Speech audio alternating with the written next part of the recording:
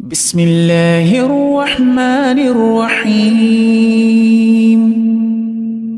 تبارك الذي بيده الملك وهو على كل شيء قدير الذي خلق الموت والحياة ليبلوكم أيكم أحسن عملا وهو العزيز الغفور। ভালো আছেন? আলহামদুলিল্লাহ, আমরাও ভালো আছি। আমার আরেকটি নতুন ব্লগে সবাইকে জানাই স্বাগত। এখন বাজে সকাল 7টা, আর এখন থেকে আমি আমার ব্লগটা স্টার্ট করছি। আই হোপ আমার আজকের ভিডিওটি আপনাদের ভালো লাগবে। অনেক দিন হয়ে গেল আপনাদের সাথে একদম সকাল থেকে রাত পর্যন্ত ডেইলি ব্লগের ভিডিওটা দেওয়া হয় না। আসলে সময় তো থাকে না, আর এখন যেহেতু রোজার মাস, আর সেই সাথে সকালের দিকে মেয়েকে একটু স্কুলে দিই, মানে সকালে নাস্তা বানানোর চাপটা একটু কম থাকে।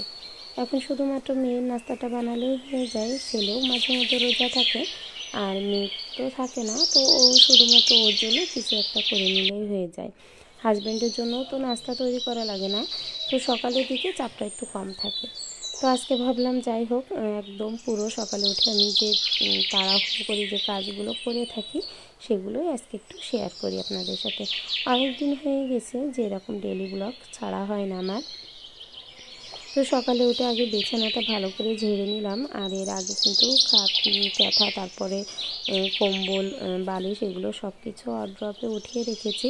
আর এই বাক্সের উপরে যে হচ্ছে টেবিল ম্যাটটা রেখেছি, এই টেবিল ম্যাটটা এতটা উপকার হয়েছে আমার, যে এটা আগে তো কাপড়ে যতই ঝাড়ি অথবা ঝাঁটা দিয়ে একটু বাড়ি দিই, তবুও না ময়লাটা থেকেই যেত।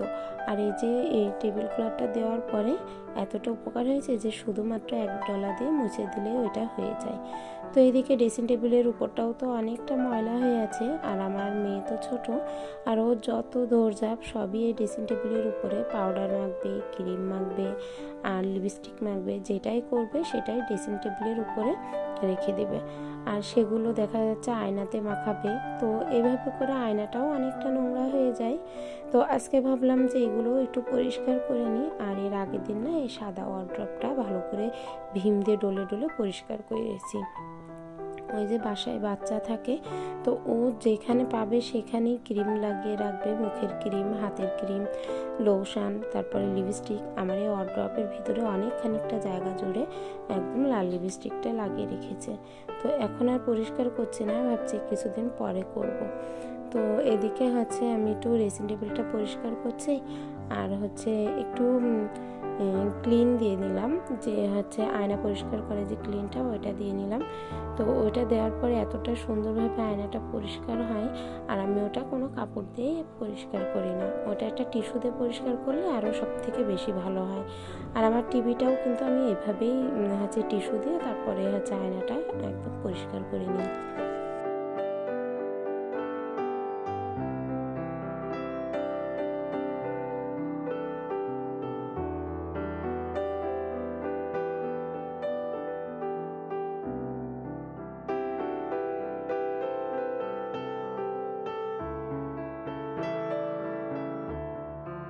তো বেডরুমটা একটু পরিষ্কার করে নিয়েছি, আর ওয়ারড্রপের উপর টুপুর সব একদম পরিষ্কার করে ক্লিন করে নিয়েছি।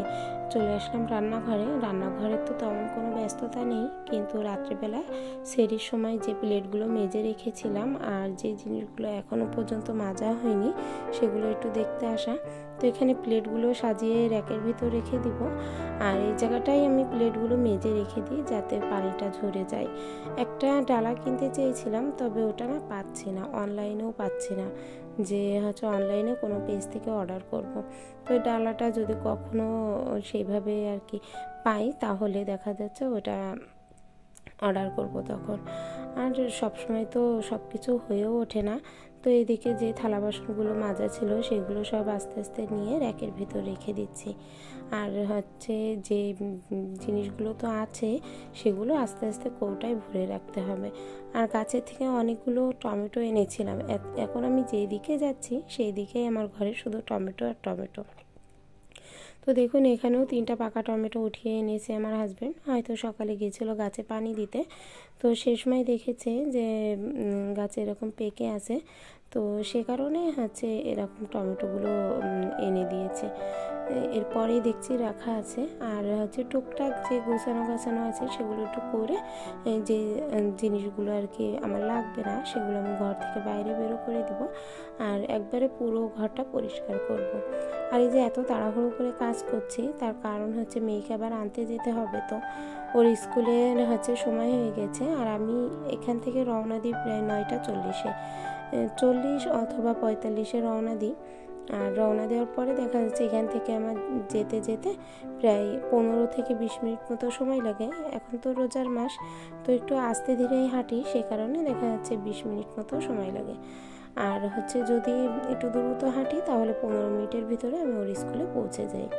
তো যাই হোক, এইদিকে সম্পূর্ণ কাজকর্ম একটু গুছিয়ে নিচ্ছি যাতে ওকে আনার পর আমার আর কোনো টেনশন না থাকে।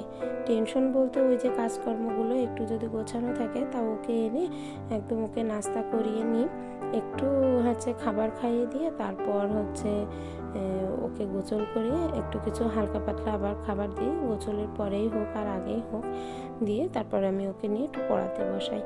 ওখান থেকে 2 ঘন্টা মতো পড়াতে বসাই, পড়ানোর পরে ওকে হচ্ছে আবার ভাত খাইয়ে তারপরে ঘুম পড়াই দিই প্রায় 3টা 3:30টার দিকে।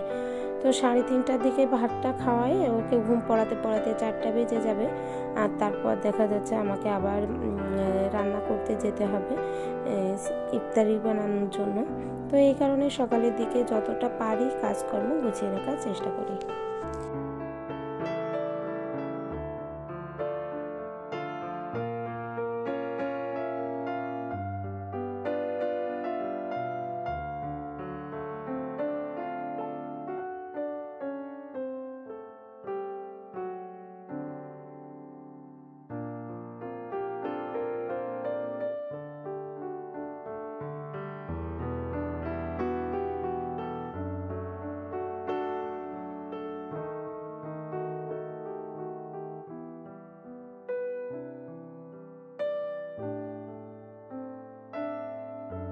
পুরো রুমটা একবারে মুছেও নিলাম, হাতে দেখলাম একটু টাইম আছে, তো সেই কারণে রুমটা তো একটু মুছে নিলাম। আর কাশিটা না কোনো মতেই কমছে না, এই যে ভয়েস দিচ্ছি অনেক কষ্ট করে ভয়েস দিচ্ছি, মানে 1বার থেকে 2বার কথা বললে কাশিটা বাড়ছে। তো যাই হোক, এদিকে আমি কাজকর্ম একটু গুছিয়ে নিয়েছি, আর আজকে না অনেকগুলো কাপড় চোপড় কেচে দেওয়ার আছে, তো ভাবলাম যে যাওয়ার সময় কেচে তারপরে যাব, কিন্তু সময় হয়ে ওঠেনি। আগে চলে গিয়েছিলাম মেয়েকে আনতে, ওকে স্কুল থেকে নিয়ে আসলাম। নিয়ে আসার পর ওর হচ্ছে যে স্কুল ড্রেসটা ছিল একটু নোংরা হয়ে গেছিলো, তারপর আমি যে ওড়নাটা পরে যাই সেই ওড়নাটা ওর স্কুল ড্রেস সেগুলো সম্পূর্ণ সব কিছু কেচে দিলাম একটু।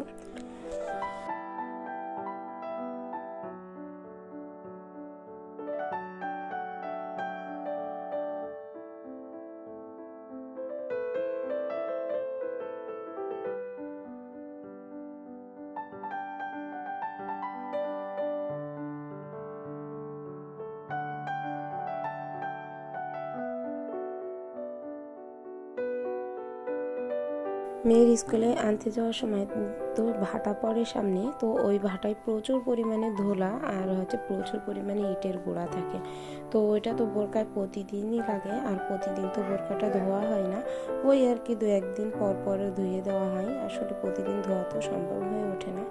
তো এদিকে আমি কাপড় চোপড় তো ধুয়ে দিয়েছি, সেই সাথে ভাবলাম মেয়েকেও একটু গোসলটা করিয়ে দিই, তো ওকে গোসল করিয়ে এদিকে ডিম সিদ্ধ দিয়ে গিয়েছিলাম। তো এখানে দেখুন প্রত্যেকজনের জন্য একটা করে ডিম সিদ্ধ করেছিলাম, এটা হচ্ছে মেয়ে খেয়ে নিল এখন, আর আমরা তো রোজা রয়েছি সে কারণে আমরা ইফতারির সময় খাবো, তো একবারেই ডিমটা সিদ্ধ দিয়েছিলাম। তো এদিকে ও হচ্ছে মনি তো বললো যে ও আগে ছুলবে, তো ও হচ্ছে নিজেরটা নিজে ছুলিয়ে নিচ্ছে, আর আমি এদিকে হচ্ছে ভাবলাম যে ঘরটা তো মোছা বাকি ছিল, সে ঘরটা আগে মুছে নিচ্ছি। ঘরটা মুছে তারপরে হচ্ছে নিজে গোসল করে নিব, গোসল করে তারপরে একদম মানে ওকে পরিয়ে হচ্ছে তারপর বিকালের দিকে 4টার দিকে আমি যাব রান্না করতে। তো এদিকে ঘরটা ভালো করে একটু ডলে নিচে, খাটের তলাটাও একটু মুছতে হবে, কিন্তু আজকে একদম মুছবো না, আজকে যতটুকু পারছি সামনেরটা একটু মুছে নিচ্ছি। আর প্রতিদিন ঠিক এভাবেই মুছতে হয়, গরমকাল যেহেতু চলে আসছে, রুমটা একটু না মুছলে কিন্তু ভালো লাগে না। আর পায়ের তলাটা কেমন যেন একটা করে, কিছু একটা বাদলেই তা কেমন কেমন করে। তো এদিকে পুরো রুমটা মুছে নিয়েছি, আর আমার ছেলের রুমটাও আমি মুছতে যাচ্ছি। তো এদিকে মেয়ে তো ডিম খাচ্ছে, আর আমি ওইদিকে ছেলের রুমটাও মুছতে চলে গেলাম। ওই রুমটা মুছে এসে তারপর আমি একবারে গোছলে যাব।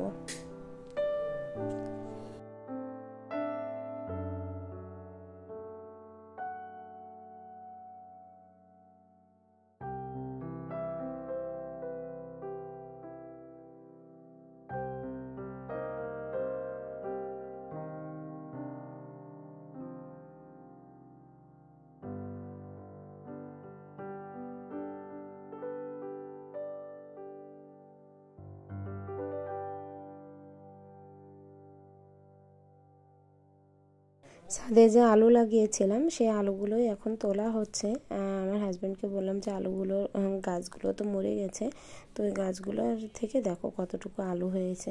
তো যাই হোক, শখের বসে লাগিয়েছিলাম যে আলু হয় কিনা, তাও হয়েছে কোনো রকম, মানে আমার এক বেলার মতো হয়ে যাবে, মানে এক বেলায় যতটুকু আলু লাগে ঠিক ততটুকু আলুই হয়েছে। আর আলুগুলো একদম ছোট ছোট হয়ে যায় আলুর গাছ থেকে, মানে একদম ছোট, এই যে জলপাইয়ের মতো হয়েছে। তো যাই হোক, তুলতে তবুও আনন্দ লাগছে যে নিজের হাতে লাগানো জিনিস যতটুকুই হোক না কেন, সেখান থেকে যতটুকু হয়েছে ততটুকুই আলহামদুলিল্লাহ।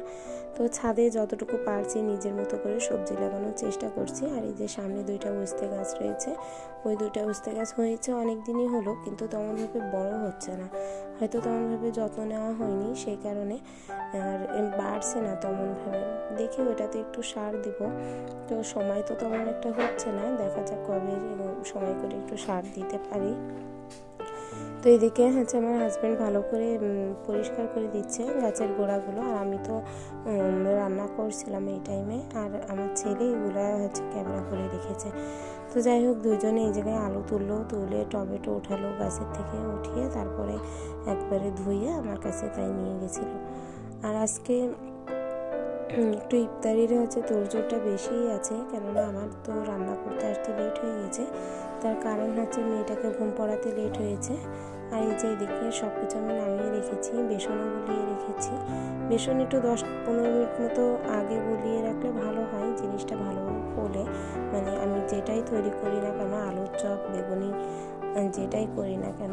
আর এখানে পানি, তারপরে ছোলা, সব কিছু সিঁড়ি পর্যন্ত এগিয়ে রেখেছি। আমার তো যেহেতু উপরে উঠে রান্না করতে হয়, একটু কষ্ট হয়ে যায় বারবার নিচে নামাটা, তো সেই কারণে আমি আগে থেকে সিঁড়ি পরে সব কিছু এগিয়ে রেখেছি। আর এখন এই যে অল্প একটুখানি নেমে এগুলো উঠিয়ে নিলেই হয়ে যাচ্ছে। তো এই স্টিলের বালতিটা কিনে আমার যে উপকার হয়েছে, আগে তো 20 টাকা করে যে বালতিগুলো কিনতাম প্লাস্টিকের, ওগুলো দেখা যাচ্ছে 1 মাসও যেত না, আবার নতুন করে আর একটা কেনা লাগতো। মানে কিভাবে যে ফাটতো নিজেও বুঝতে পারতাম না, কিন্তু এটাই খুব উপকার হয়েছে। একবারে টাকা গেলেও কিন্তু এটা অনেক টেকসই, আর স্টিল যেহেতু কোনো একটু ঘাগুতো খেলেও এটা নষ্ট হবে না। তো এদিকে সব কিছু উঠিয়ে রেখেছি, আর ভিতরে আবার কিছু হয়তো রেখে গিয়েছি, সেই জিনিসগুলো একটু নিতে আসলাম। তো এখানে চুলা ধরাতে গেলে তো অবস্থা খারাপ হয়ে যায় আমার। প্রথম চুলাটা ধরতে চায় না, অনেক ধোঁয়া হয়, আর রোজা থেকে চুলায় মানে ধুমিয়ে রান্না করাটা অনেক কষ্টের, ফু দিতে হয় বারবার, অনেক কষ্টও হয়। তো অনেক কষ্টে চুলাটা ধরিয়েছি। আর এই পাশে দেখুন একটু টিকা দিয়ে নিয়েছি, যাতে টিক দিয়ে নিয়েছি যাতে জালটা ভালোভাবে করে আর কি ওঠে। তো দেখি রান্নাঘরটা উপরে করার ইচ্ছা আছে, যে যখন দেখা যাচ্ছে তাড়াহুড়ো হবে আমার, তখন ওই জায়গাটায় রান্না করলে ভালো হবে। তো এদিকে ছোলার জন্য আমি পুরো আদা বাটা, রসুন বাটা, পেঁয়াজ বাটা এবং এলাচ, লবঙ্গ, তেজপাতা এগুলো সবই দিয়ে দিচ্ছি। দিয়ে মশলাটা একটু কষিয়ে নিয়ে এটার ভিতরে আলু দিয়ে দিব। আমি তো আগে থেকেই আলু আলুটা সিদ্ধ করে রাখিনি, আর আগে থেকে আলু সিদ্ধ করা আলু দিলেও আমার কাছে টেস্টটা তেমন ভালো লাগে না।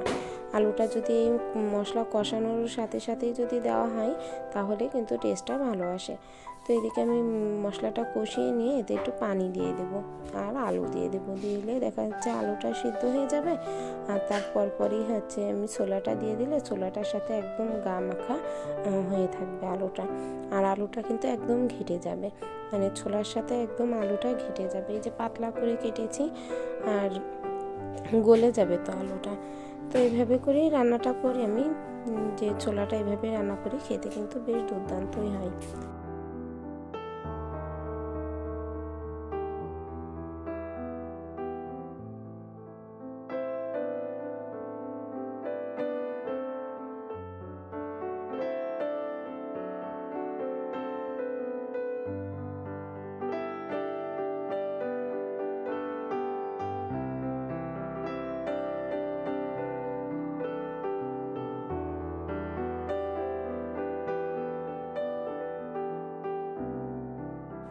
আর আজকের ভিডিওটি যদি আপনাদের ভালো লেগে থাকে তাহলে প্লিজ একটা লাইক দিতে ভুলবেন না।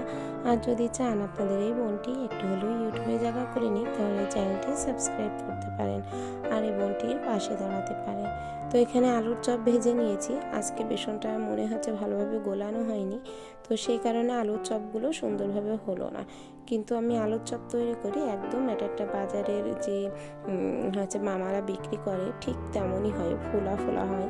কিন্তু আজকে কেন যে এরকম হলো না সেটাই বুঝতে পারলাম না, হয়তো বেসনটা একটু রোদে দেওয়ার প্রয়োজন আছে।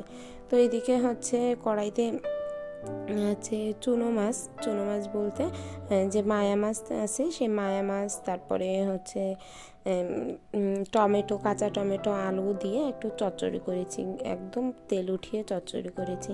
তার কারণ রোজা থেকে তো তেমনভাবে খাওয়া যায় না। তো আমার হাজব্যান্ডকে বলছিলাম যে রুমটা হালকা একটুখানি মুছে তারপরে দাও, তো উনি তো তেমনভাবে বুঝতে পারিনি, না মুছেই আগে থেকেই হচ্ছে ইফতারির জিনিসগুলো নামিয়ে ফেলেছে নিচে। আর আমরা তো ফ্লোরেই বসে খাই, সবাই তো জানেন যারা আমার ভিডিওটা দেখে থাকেন। তো ফ্লোরটা না মুছে বসলে কেমন একটা লাগে, তো আমি তাড়াতাড়ি করে ফ্লোরটা মুছে নিলাম। আর এই তো আমার আজকের ইফতারির সমস্ত জিনিসপত্র রেডি হয়ে গেছে। তো আলহামদুলিল্লাহ, আল্লাহ যতটুকু রেখেছে আমাদের রিজিকে আমরা ততই হ্যাপি। আজকের মতো এখানেই শেষ করছি। আল্লাহ হাফেজ।